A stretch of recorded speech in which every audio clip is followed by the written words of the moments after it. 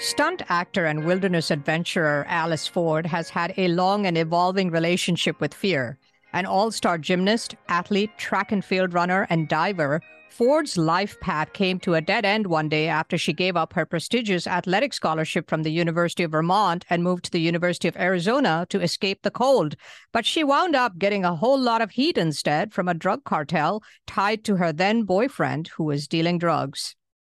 It was right after Valentine's Day, and I was just home alone with my dog eating a box of chocolates in my kitchen when all of a sudden I saw some people coming into my living room through my patio door.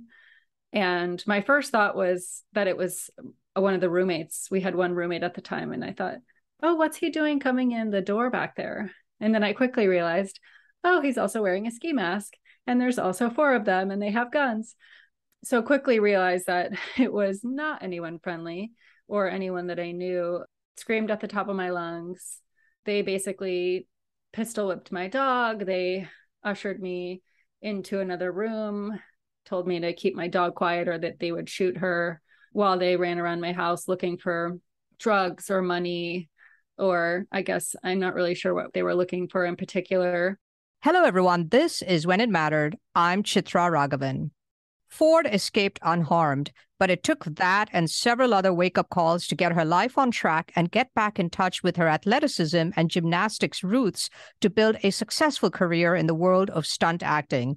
Today, Ford is one of the industry's most up-and-coming female leads, working with directors such as Michael Bey in action-packed movies including Transformers: Age of Extinction. Ford is also producing and starring in an upcoming television series, Alice Ford's World Heritage Adventures, and she also stars in her own YouTube channel called Alice's Adventures, where she hosts travel videos from her many adventures around the globe. Alice, welcome to When It Mattered. Hi, thank you so much for having me. I'm really excited to be here and talk to everyone about overcoming fear. Yes, and what a story it is. I couldn't believe what you were telling me when we were chatting a few weeks ago, how you went from being a fearful young adult to becoming a fearless stunt actor and wilderness guru. That is quite an amazing journey, isn't it? Yeah, it sure is. And it's so funny because talking to you and then just thinking about kind of the path I've taken, I guess, and thinking about how afraid I was of so many things in my early 20s, and to just see that evolution of where I've come from there to now is quite phenomenal. And it's something that anyone can do if I was able to do it. Well, that would include me because I'm afraid of a lot of things, I have to admit. So I want to explore that journey, but I want to start with that moment in your house in Arizona when you were confronted by no less than members of a drug cartel. So tell me how that happened. How did you wind up from going to Arizona, and then what happened that day? Yeah, so I had transferred colleges, moved across the country, and was in a place where I just knew no one. I moved there in the beginning of the summer to kind of get acclimated, I guess. But the people that I met weren't people that I went to school with, and they just weren't really the right people that I should have been engaging with at that time in my life. I think I was a bit naive and a bit of a pushover at that point in my life, and really just made friendships with the wrong people. I started dating a guy who was involved with dealing drugs and marijuana, and through the people that he met, he got himself into some trouble, and at the end of the day, me in trouble because I was associated with him. So it was right after Valentine's Day, and I was just home alone with my dog eating a box of chocolates in my kitchen when all of a sudden I saw some people coming into my living room through my patio door. And my first thought was that it was one of the roommates. We had one roommate at the time, and I thought, oh, what's he doing coming in the door back there? And then I quickly realized, oh, he's also wearing a ski mask, and there's also four of them, and they have guns. So quickly realized that it was not anyone friendly or anyone that I knew. Screamed at the top of my lungs. They basically pistol whipped my dog. They ushered me into another room, told me to keep my dog quiet or that they would shoot her, while they ran around my house looking for drugs or money, or I guess I'm not really sure what they were looking for in particular. when they felt like they had run out of time, they started to leave. But at that point, there was a possession in my house that was very near and dear to me, which, looking back, probably stupid that I went to try and get it, but it was a wallet that my grandmother had given to me when I was maybe 12. And it was sitting on my living room pool table. And I really wanted to make sure that they didn't take it. So I kind of like stupidly decided to get out of the room that I was in and go try to get it before they did. And when that happened, they grabbed me, dislocated my shoulder, kind of beat me up, and were talking about killing me. But I think they realized that it was also only 8 p.m. and that if they stayed any longer in my house, someone was going to call the police, one of my neighbors. So they got in their car and drove away, and I survived. How badly hurt were you? I had dislocated my shoulder. Other than that, just some bumps and bruises. So not too terribly hurt, obviously terrified. Didn't know why the people had come, didn't know who they were associated or who they were looking for. Obviously, my boyfriend nor my roommate had been home at the time. I don't know if they were expecting anyone to be home or if they were expecting him to be home. I mean, it's hard to know that at all. What happened next? Yeah, so the next thing I did was I called my boyfriend and I said, hey, this just happened. What do I do? And he said, well, you can't call the police because I could get deported. He was just a US resident, not a citizen. So he was afraid of basically getting sent back to Mexico. So he said, meet me down the street, bring the dog, obviously, who was also terrified, and we'll go stay at a friend's house. And I said, okay. So we went and stayed at a friend's house that night. But then, of course, he wouldn't come back to our house. The next night I had to stay there alone. And so that first night back in the house was terrifying. I mean, anytime the wind blew or there was a creak or a crack or something of that nature, I mean, I was extremely scared of anything. Obviously that relationship ended, thankfully. I was just going to say, look, first of all, it was a terrible Valentine's Day gift. Yeah. To have people in ski masks come to your house. Then he refuses to come to the house and asks you to meet him somewhere else. But then he refuses to sleep in the house. You got into this because of him. And then he refuses to come and support you. So I'm really glad that you realized that this was not going anywhere. Yeah, thankfully. Yeah, so I mean, I immediately had just this taste of, okay, well, you probably have PTSD from this, but you have to get over it. Otherwise, you're not going to be able to survive. You have to move. I have to move on with my life, and I don't have anyone here to take care of me. So the only way for me to get over my fear is to just sit in it and hope that I can get through the night. And so I had to do that for many, many, many nights. That is pretty crazy. Yeah. You're incredibly lucky to be alive and to actually be telling me this story. Yeah.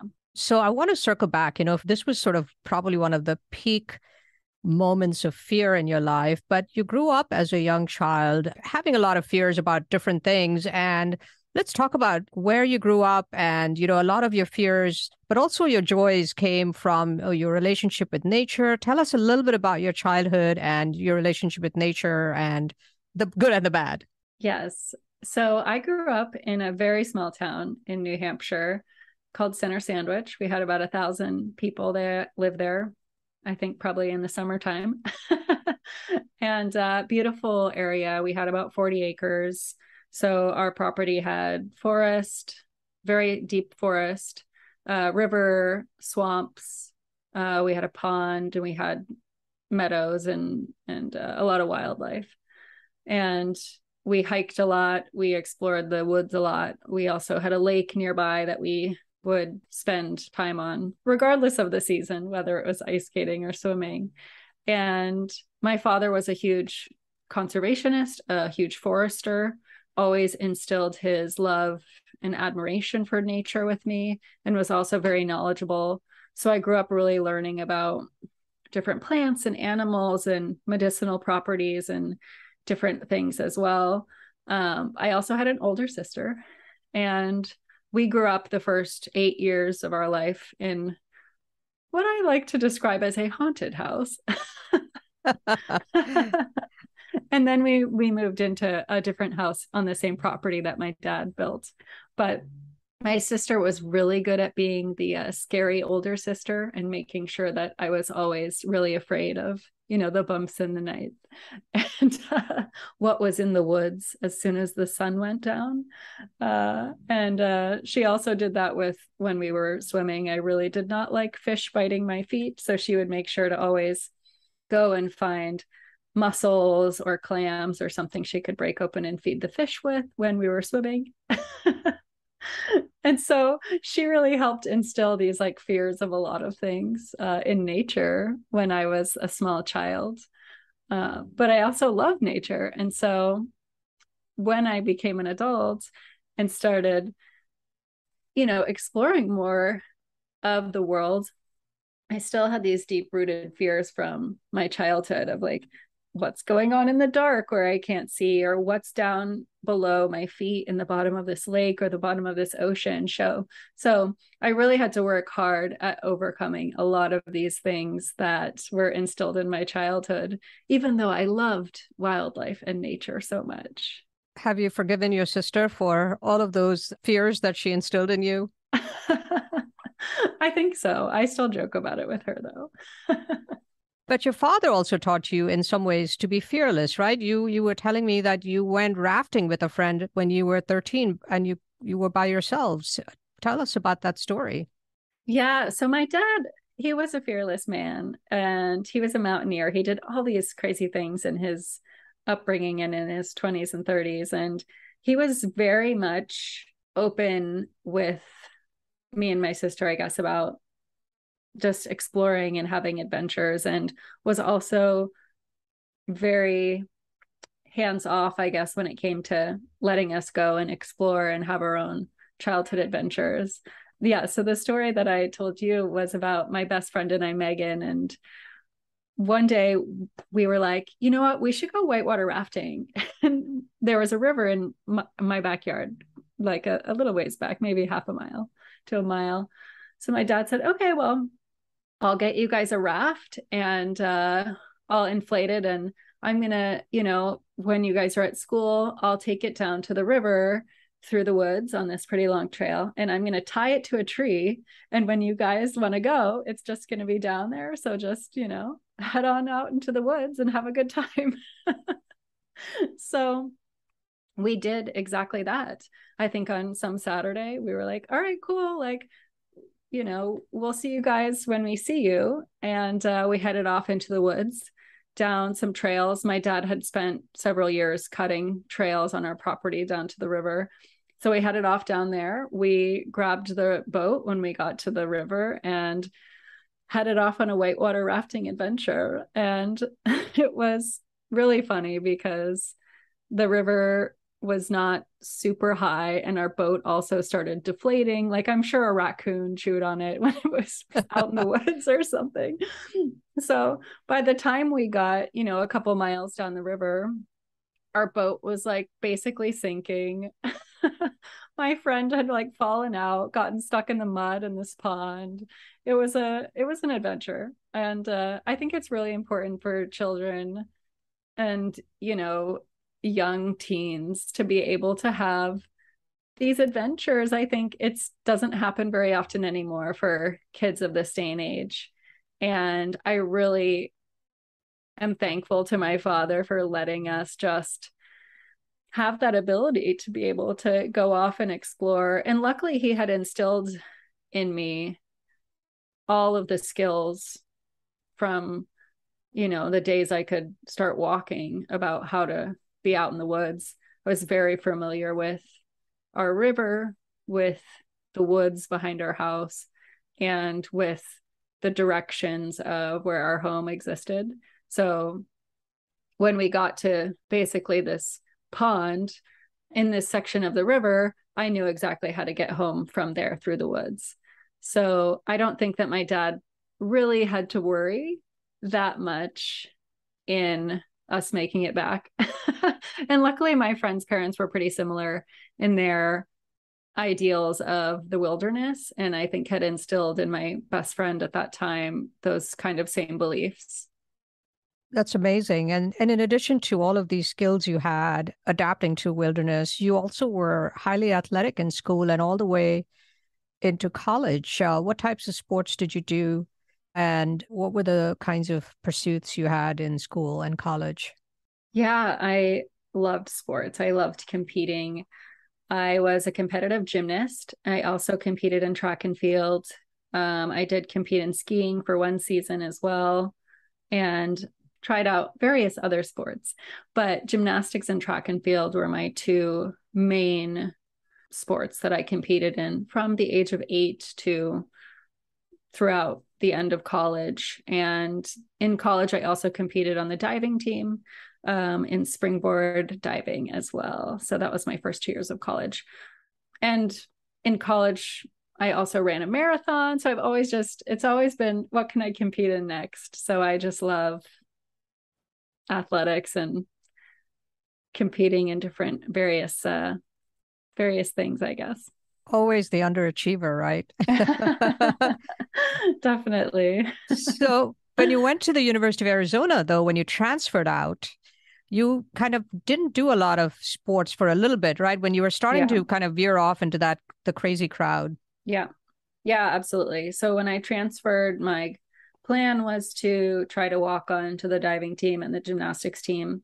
And I started practicing with the diving team. And unfortunately, I had kind of like a health condition that was making me really dizzy a lot of the times. And so it was making it really difficult for me to practice in diving.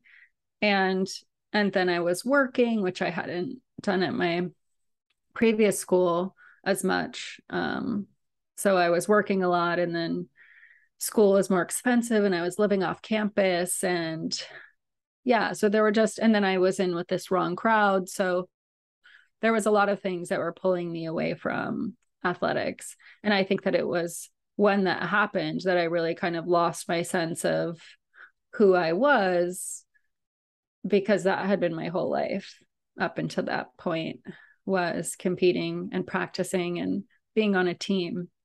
And so when I didn't have that, I think that's kind of what led me into being with the wrong people in my life.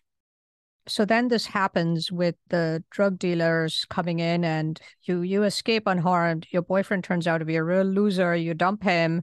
What happens after that?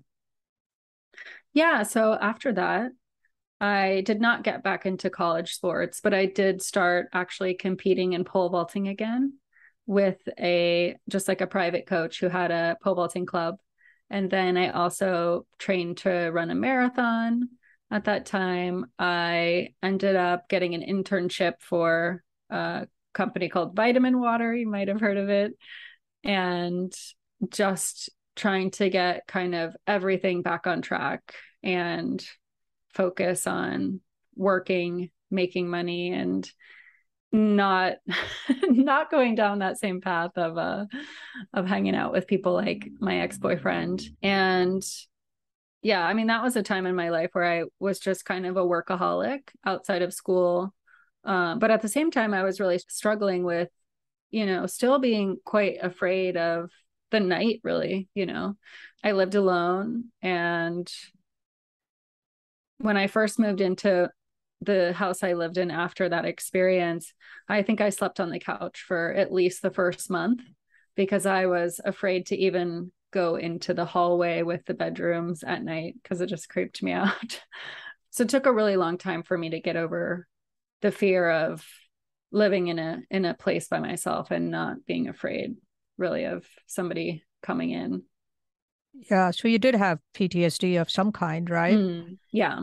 So you worked at Vitamin Water, you got your master's in environmental management, and then you still cycled through like a few boyfriends and cycled through a few states before you landed, I guess, in New Orleans, correct?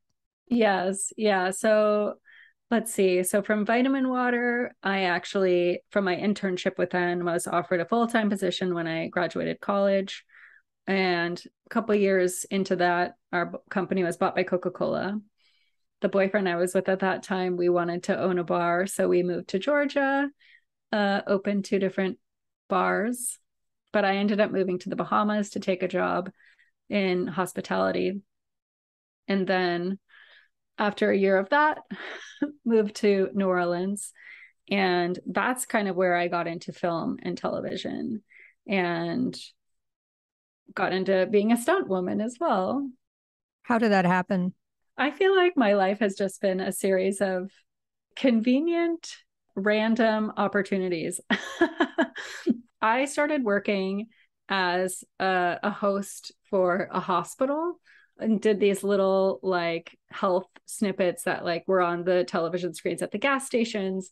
And then I eventually started working as an extra on movies and talked to a lot of people on set. Obviously had a lot of friends that I met doing that. I met a locations manager at one point and he was like, oh, have you ever thought about being a stunt woman? Because everyone at that time knew I pole vaulted. And I, at the time, was trying to make the Olympic trials for pole vaulting. So that was kind of my whole life at that point, was working as much as I could to pay the bills, but also pole vaulting and practicing and training at least twice a day with different workouts and things. So people that knew me knew that. And at some point, someone suggested that I should look into being a stunt woman, which I had no idea what it was at the time. And through a series of kind of random events, that summer, I was in Europe working at a big art festival and ended up meeting someone else that was part of our exhibit that was an ex-Olympic gymnast. He was working on a television show in Los Angeles about gymnastics. And he said basically, oh, well, if they ever cast this show again, I can send your information in if you can still tumble and things like that. And I said, oh, amazing. Not thinking anyone would ever come through and actually do what they said they would. But lo and behold, a few months later, he called and said, hey, the show is casting gymnasts. And if you can, send in a tape and I'll, make sure it goes to the right person. So I said, okay. So I made a tape of my gymnastics and sent it in. And I got a call to come out to LA and work on Make It or Break It. And that was my first stunt job.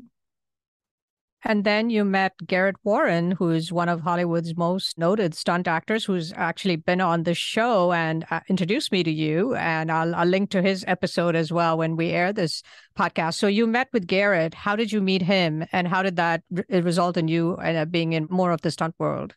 Yes. So I was still pole vaulting at the time. So I came out to work on Make It or Break It. And I got a call from a friend of mine that said, hey, I have this friend, Garrett Warren, and he is a really fantastic stunt coordinator and stunt man. And he is making a spec commercial for Adidas, and he's looking for all these different kinds of athletes. And I thought maybe you could pole vault in his commercial. And I thought, oh my gosh, yeah, absolutely. So I got in touch with Garrett. I had him come down to one of the tracks that I was practicing at the time. And he came and filmed me pole vaulting for half a day, I think. And that is the first time I met Garrett. So at the time, I'd only worked one stunt job and didn't have a ton of experience. But he came out and saw me doing my kind of athletic profession at that time and said, you know what, I'm taking a big movie in a couple months. And if we have a spot that you'll fit into body wise, I'll definitely bring you out for a little bit. And I said, amazing. And he ended up doing that. And so I got to work with him on Ender's Game. And, I've worked this past year with Garrett a couple times, and it's so fun to be able to work with him now that I'm a lot more experienced and a lot more established in my career. And it's awesome to kind of just see it full circle, to be able to have worked with him when I was just getting into the business. And now, 10, 12 years later, when we both have had so much success over the last decade, it's pretty cool. So when he was talking about you on the podcast, he described you as an old school stunt woman, stunt actor. What does that mean, by the way, when you're an old school stunt actor? Does that mean getting hurt a hell of a lot or what? Maybe a little. I mean, hopefully not. I think the old school mentality is just that, our job is really hard, and sure, a lot of people try to make it easier, but at the end of the day, like, sometimes you just have to go for stuff. Sometimes you just have to completely like sell out. And hopefully people know what I mean by that. But just really put all your energy into making this one hit or this one jump or fall or whatever it is, like, look absolutely fantastic, even though in the back of your mind it's going to hurt like hell. And Garrett is a man that really respects people that can see that the art of that. And that to me is like the old school approach, because as we've gotten more advanced in what's available for mechanical things and visual effects and all these other things, being a stunt man or woman in some sense has become a lot easier because we have a lot more safety mechanisms. We have a lot more ways now to make things look better than they actually are. I think coming from being a gymnast, I always wanted to, as a gymnast, do the most dangerous, hardest, coolest tricks. I didn't want to necessarily do the easy thing and make it look perfect. I would rather do the most kick-ass, hard skill and like barely land it than do the easy thing and make it perfect, if that makes sense. So yeah. I think I have that same mentality now. And, even when I was getting into stunts, there are so many things that you have to learn. And a lot of people are too afraid to really go for things and try new skills, especially as an adult. It's a little bit obviously harder to kind of like put yourself in that mindset. And so I think that because I had this athletic career of wanting to always do the harder, more advanced thing, it's put me in this place where I can say, okay, I know that this is going to suck, but the end result is going to be amazing.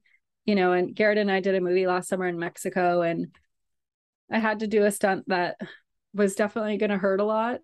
But at the end of it, when you hear the director like just exuberantly loving how amazing the shot looks, it's all worth it.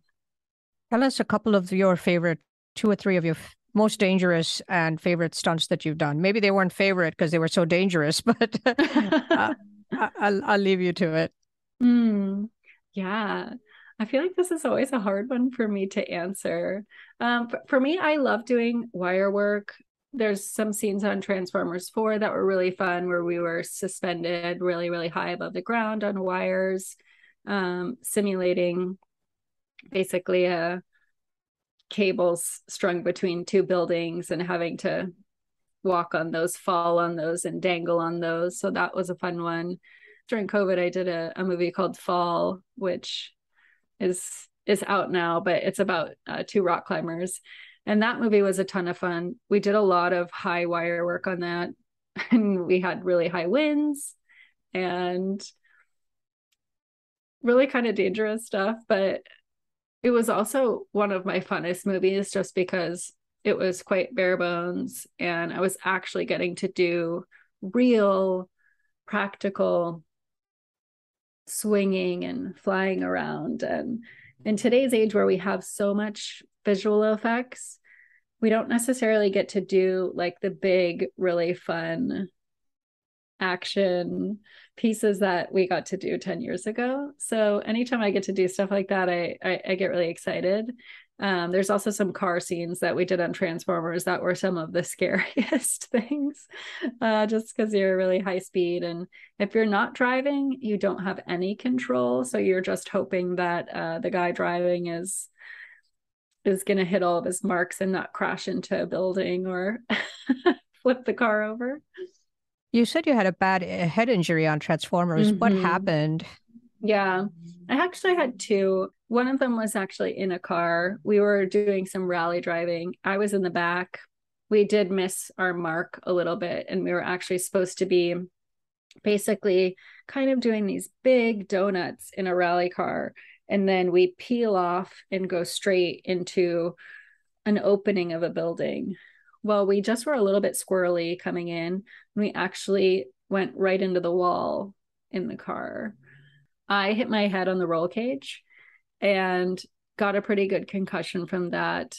And then a few weeks later, I was back up and running and was supposed to be jumping off a tow truck, the top of a tow truck, and grabbing it was supposed to be Optimus Prime's sword.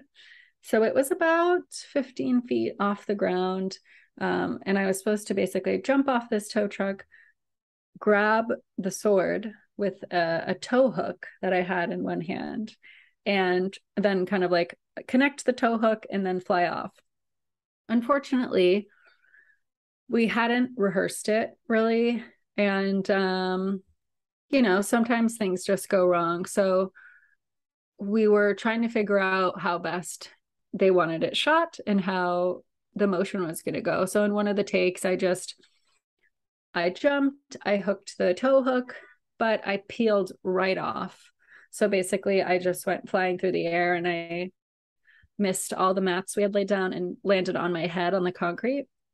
So I split my head open, had to get 6 staples, and I had just had a concussion. So adding that concussion on was not really good for my brain at that time. And that was a pretty long cognitive recovery for me. What did that involve?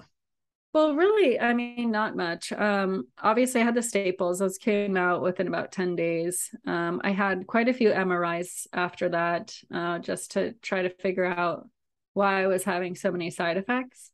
I was getting a lot of headaches. I, for a while, was having trouble speaking in the same way. And I guess what I mean by that is after a concussion, if it's bad enough, what I've noticed is that the vocabulary that I'm used to, after that, it was really difficult for me to think of a lot of words and simple words. Like sometimes I would want to say, well, where is that? And I couldn't think of the word where. I would be like, what the heck? What is that word when you want to go somewhere? It's, so it was really difficult for me in that respect. And it's frustrating because there's no one size fits all answer or recovery for anyone that's had, traumatic brain injuries. It's a lot of, okay, well, just try not to expose yourself to too much light, try not to think too much, try to relax. So the first couple of weeks, I did a lot of puzzles, and I obviously went back to work and we kind of rearranged some of the work that I was doing. So I actually switched doubling with a different girl. There were 2 of us that were doubling 2 different women, but they were the same size. And her character had a lot less action than me. So in the first 2 weeks after my injury, we actually switched so that I would be kind of not really doing much. But then when it got to the point where I was like well enough and didn't have staples, I went back to doubling my same woman. But I mean, after that, also the doctors were like, you really can't get another head injury. So I definitely had to be a lot more mindful of that in the stunt jobs I took after that for probably 2 or 3 years, because I just was really worried about getting another head injury. And you've also had head injury as a gymnast, especially from what you've said that you tried to do the most dangerous gymnastic feats. Looking back, how many head injuries do you think you've had? And when did you actually start thinking about the implications of that with respect to traumatic, the CET, the chronic traumatic encephalopathy, and all of that stuff. Yeah, well, I think it was after this point on Transformers that I really started realizing the dangers of concussions. Concussions, I think, as a whole, I mean, as we know from television and the NFL and everything, they really weren't something anyone really thought about until the last few years. And certainly as a child, I didn't ever think about concussions, and certainly got probably hundreds, if not thousands of them now that I know what a concussion is, which I don't think I ever really understood how small a concussion could be or how small an injury to your brain could be. So like every time I completely wiped out and hit my head on the ground as a gymnast, or even just times when you over rotate skills and you get like a little bit of whiplash, which was probably every day in gymnastics, that is a really small concussion, and those add up over time. And that was just knowledge I never had until really this last big ones on Transformers. So I just didn't have the knowledge to be able to know that I was hurting my brain in that way. And I do have that knowledge now. So I'm a lot more careful about, wearing helmets when I'm skiing and stuff like that. But it's interesting because, as an athlete, as a kid, and doing all these different dangerous sports, skiing and ice skating and gymnastics, obviously pole vaulting, biking. I mean, I never wore a helmet doing anything. Now I wouldn't go skiing ever without a helmet. So I have come a long way, I guess, in my brain health journey. Along the fear caution spectrum as well, right? You were afraid of a lot of things, and then you were completely fearless, and now you're being more cautious, and you've also kind of started to build a parallel career, I guess, around your love of the wilderness, even though you're still working full-time in stunts. How did that evolve? Yeah, so I also have a YouTube channel, and I love to just make videos about national parks, about exploring in the wilderness, and really like solo adventures, solo hiking, solo trekking. This summer I went solo hut to hut hiking in the Dolomites and did some solo via ferratas. And in a lot of these instances, I am really scared, and I still struggle with that. But I guess one thing that I hadn't mentioned really yet was, even when I was in college in Arizona and even in Vermont, one of the things that I always wanted to do was be a television host and have a travel show. But I'd never lived in a market where that was a possibility. So when I went and worked on Transformers, I actually was telling the guy that I've now been dating for 10 years, he was on that movie as well. That was when we met. And I said, I've always really just wanted to have my own travel show. And I don't know how you do that. I don't know how you meet producers. I don't know how you make a pitch deck or any of that. And he said, well, what are you waiting for? If you want to do it, just like go out and start shooting it. And I was like, what? Really? Okay. So he really put the idea in my head of like, okay, it's never going to come to reality if you just sit on your butt and wait for someone to come to you and be like, hey, do you want to be a TV host? Obviously. So he said, all right, let's like plan this adventure after we wrap on this movie, and I'm going to help you, and we're going to shoot a pilot. And I said, oh my gosh, amazing. And I was terrible as a host back then because I didn't know what I was doing, but we shot a pilot. We went to like a bunch of countries: Cambodia, Australia, Bali, Malaysia, and went into the swimming in the Great Barrier Reef and had a fantastic time. We shot a pilot. We started chopping it in LA when we got back. And basically what I learned through that process was like, no one's going to hire me to host a network television show when I basically have no experience and am not actively hosting anything. So it was through that I decided, okay, well, if I really want people to take me seriously, I need to just start creating a series or creating content all the time.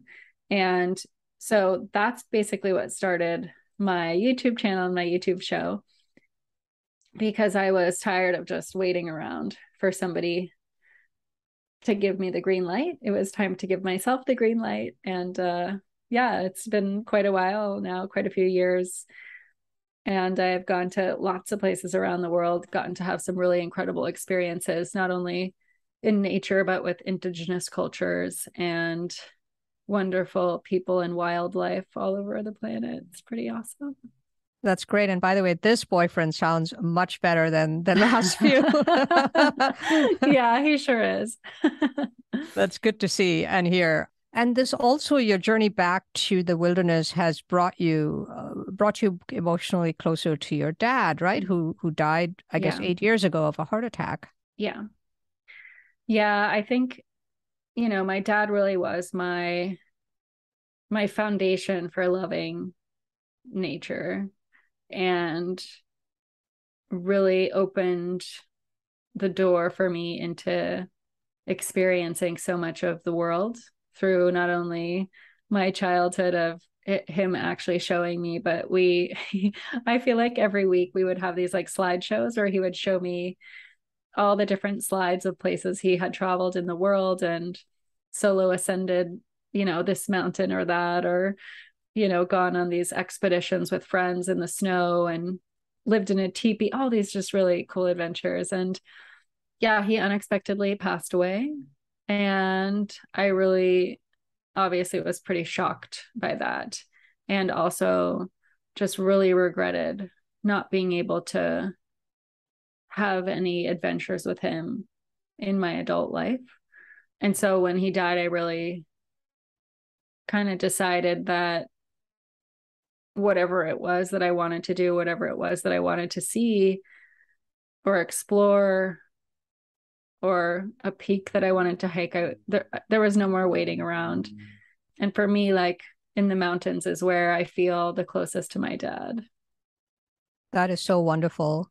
For people who are afraid, right? You said anyone can overcome their fears. You've obviously been through a tremendous amount of overcoming of fear and done some incredibly fearless things. And I think you said that you've actually even swum with sharks, for someone who didn't want fish nibbling her toes. That's a pretty pretty remarkable transition, I would say. What would you advise people like myself, who's afraid of a lot of different things, including much of nature? I think that one of the best ways to start overcoming your fear is to go and try to experience it with someone else. I think, when I went and swam with sharks, I went with a friend of mine who had already been. And it was, I think, the shared camaraderie of doing it together that really forced me into actually taking the jump into the water. If I had gone by myself, I don't know that I would have gotten to that point. I probably would have been like, you know what, never mind. I see shark fins. We're not even in the water. I'm good. That would be me. Yeah. But because he was there with me, I was able to kind of be like, okay, if you can do it, I can do it. So if you have a friend that is a little bit more experienced or less afraid of whatever it is you're afraid of, that can kind of help you in getting your feet wet. I think that's a really good way to start overcoming your fear. And obviously when I swam with sharks, I had spent the 4 days prior to that actually getting scuba certified. So I was feeling pretty comfortable in the water.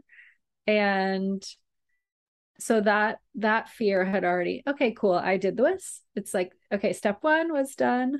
Step 2, let's see where we can go. And even this summer when I went to the Dolomites, I sat at the bottom of this one Via Ferrata for 2 hours because I was really scared. The beginning of the climb basically should have had safety cables and there weren't any. And I didn't know where the trail went. So I was really afraid to go by myself. So I waited for a long time. Eventually someone came and I said, hey, would you mind if I follow you? And they were like, yeah, absolutely. And so that was the courage I needed from them to be able to say, okay, if he can do it, I can do it. And As long as I have a little bit of, courage from a stranger, I'm still going to be afraid. Still going to be really afraid, but I'm not afraid enough that I can't do it.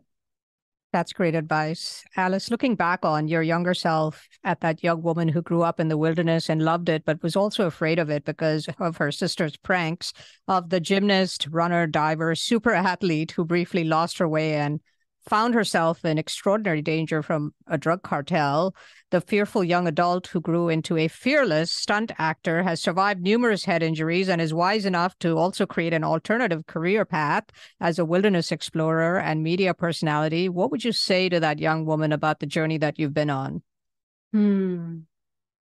I would say, stay true to who you are and to your roots. It's funny that now as an adult, I have really gone back to that, the childhood loves, the things my dad really instilled in me. And so I'd say stay true to who you are. And what would you say to your dad, the mountain man and fearless adventurer who was your hero, with whom you regret not spending enough time and who you're now trying to emulate? Thank you. Alice, thank you so much for joining me on When It Mattered and for trusting me with your story. Thank you so much for having me. I hope this can help someone else take a little bit of a step forward in overcoming something they're fearful from. I bet it's going to do just that. Thank you very much. Alice Ford is one of Hollywood's most up-and-coming female leads, working with directors such as Michael Bey in action-packed movies, including Transformers 4: Age of Extinction. Ford is also producing and starring in an upcoming television series, Alice Ford's World Heritage Adventures. She's starring in her own YouTube channel called Alice's Adventures, where she hosts travel videos from her many adventures around the globe. Ford is also working with a number of tourism boards to make travel videos all around the world, and she has a sustainable travel website that is a marketplace for sustainable tours and hotels around the world. This is When It Mattered. I'm Chitra Raghavan. When It Mattered is a podcast from Good Story, an advisory firm helping technology startups with brand strategy, positioning, and narrative. Our producer is Jeremy Kaur, founder and CEO of Executive Podcasting Solutions, with production assistance from Kate Cruz. Our creative advisor is Adi Wineland, and our research and logistics lead is Sarah Muller. Don't forget to subscribe to the show on Apple Podcasts or your preferred podcast platform.